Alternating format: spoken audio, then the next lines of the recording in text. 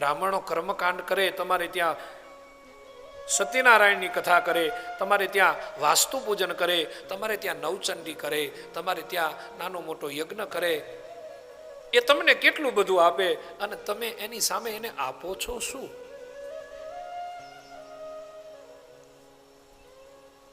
તમે એને આપી આપીને કેટલું આપો સાહેબ?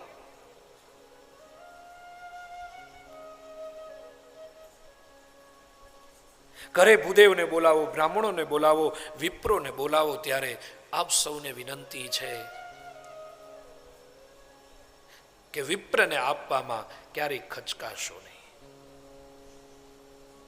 મારી વ્યાસપીઠ બ્રાહ્મણો માટે તમને આમ પુકાર કરીને વિનંતી કરે છે, ભૂદેવો માટે.